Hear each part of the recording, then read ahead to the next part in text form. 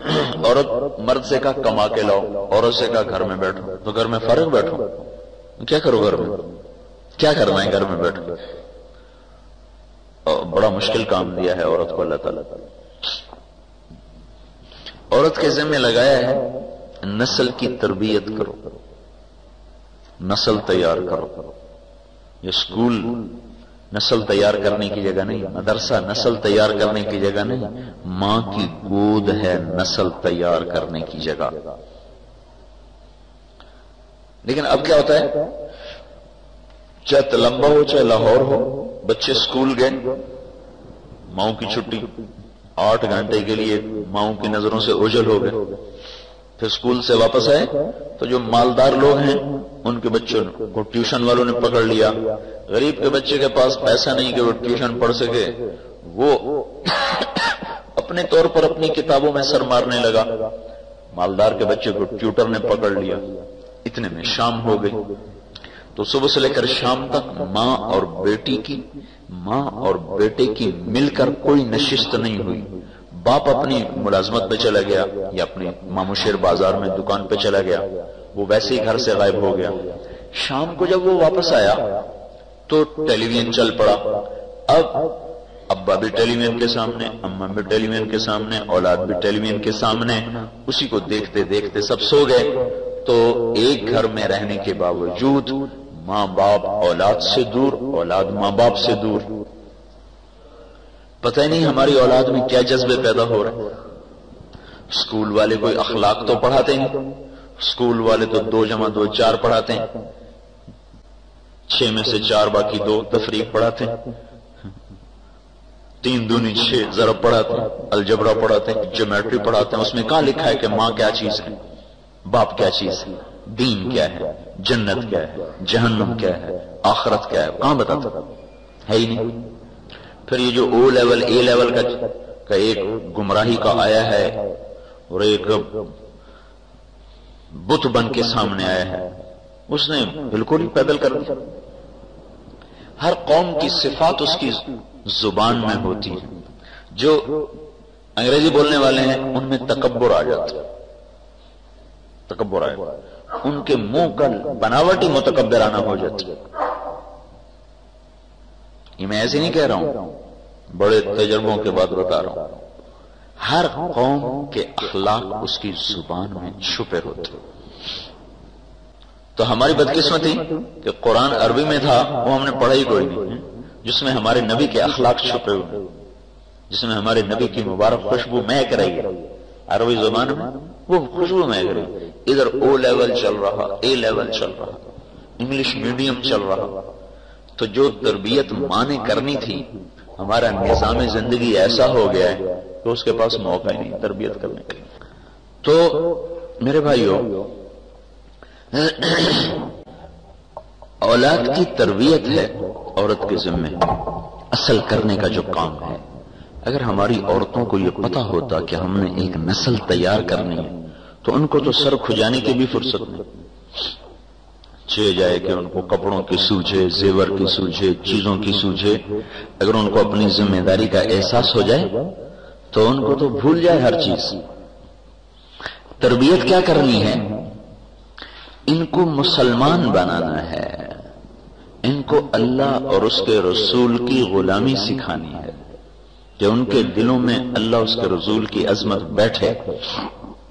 ان کو رشتوں کا تقدس سکھانا ہے، رشتوں کی عظمت سکھانی ہے، ان کو عبادات پہ لانا ہے۔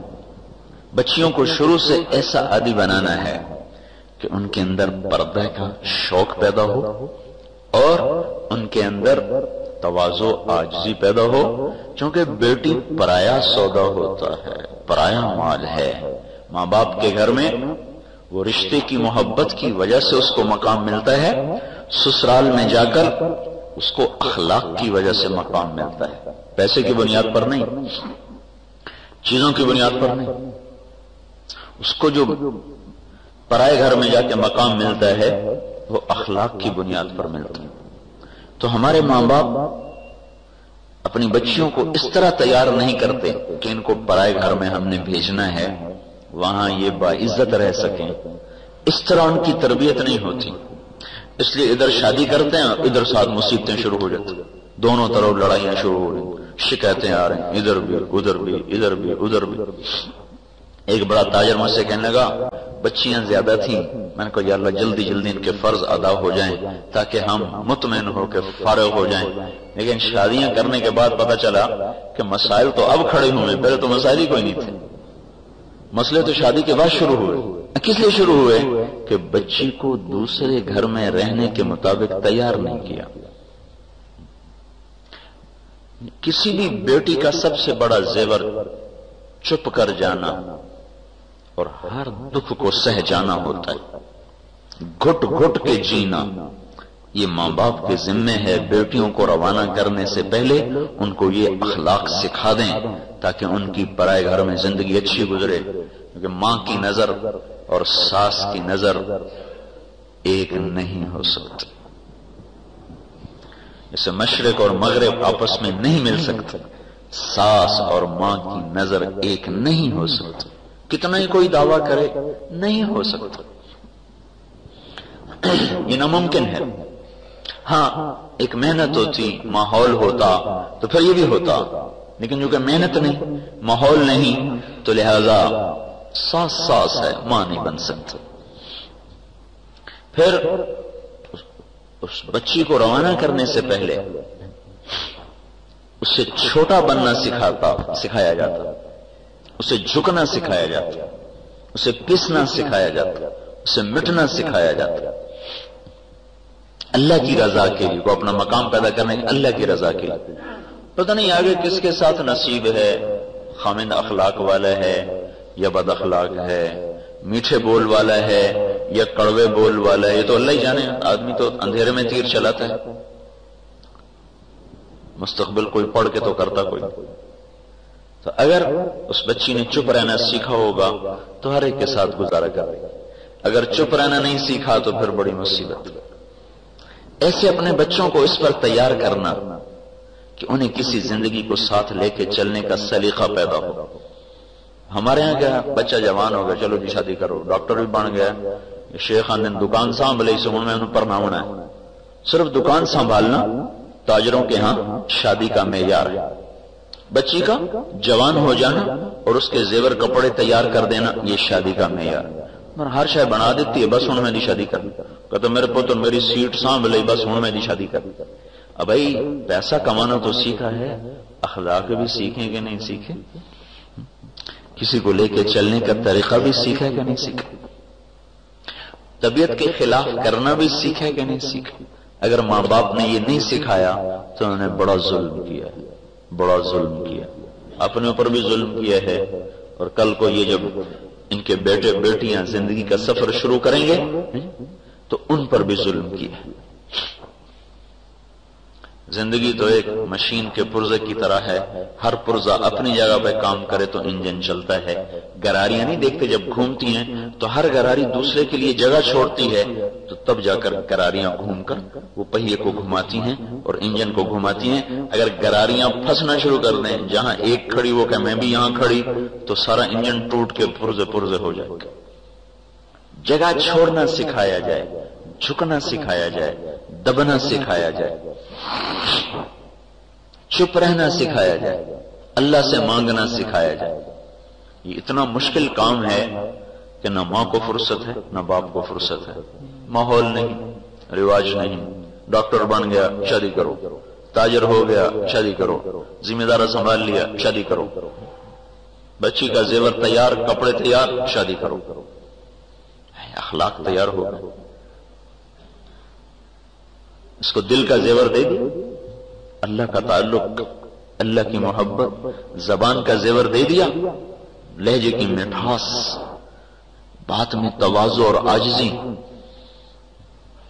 اس کو ماتھے کا زیور دے دیا، جھومر، جھومر نہیں، سجدوں کا نشان ہے ماتھے کا زیور۔ یہ بڑا مشکل کام تھا جو عورت کے ذمہ تھا، نہ مردوں کو یاد رہا نہ عورتوں کو یاد رہا، اپنی مرضی پہ چلنے کا نا دستور بن گیا، اپنی مرضی پوری کرنے کا۔ لہذا ماں سگی ماں بیٹی کو کہہ دے یہ نہ کرو اور اس کی طبیعت نہ ہو تو اس کے ماتھے پہ بل پڑ جاتا. جن ماؤں نے جنا انہی ماؤں سے سینگ پھنسا کے کھڑی ہو جاتی ہیں بیٹیاں کہ میری مرضی کیوں نہیں پوری ہو رہی. حالانکہ ایک شخص نے آ کر کہا جی میں نے اپنی ماں کو سر پہ کندھے پہ بٹھا کے حج کرایا تو میری ماں کا حق ادا ہو گیا. تو آپ نے کہا ایک رات اس نے جو تیرا پیشاب صاف کیا تھا اس ایک رات کا بھی حق ادا نہیں, اس ایک رات کا بھی حق ادا نہیں. تو چونکہ ہم اپنی اولاد کو اس طرح اٹھاتے نہیں ہیں کہ اپنے ماں باپ کے سامنے وہ جھکنا سیکھیں, ان کی ہر جائز ناجائز پوری کر رہے پوری کر رہے پوری کر رہے پوری کر رہے کہ ہم اپنے بچوں کو خوش دیکھنا چاہتے ہیں. آپ اپنے بچوں کے لیے کانٹے بکھیر رہے ہیں, کانٹے. انہیں اپنی طبیعت کو دبانا سکھائیں, انہیں اپنے مزاج کے خلاف چلنا سکھائیں. زندگیاں آباد ہو جاتی, گھر آباد ہو جاتے. گھروں کی آبادی کا تعلق پیسے سے نہیں ہے, شکل و صورت سے نہیں ہے, گھروں کی آبادی کا تعلق اچھے اخلاق سے. کہ ایک نوجوان کتنی طاقت رکھتا ہے اپنی زبان کو روکنے کی, ایک لڑکی کتنی طاقت رکھتے ہے اپنی زبان کو روکنے کی. جو اپنی زبان کو روک لیں گے ان کی زندگی خوشگوار ہو جائے. لیکن یہ ماں باپ نے سکھانا تھا, وہ سکھایا نہیں.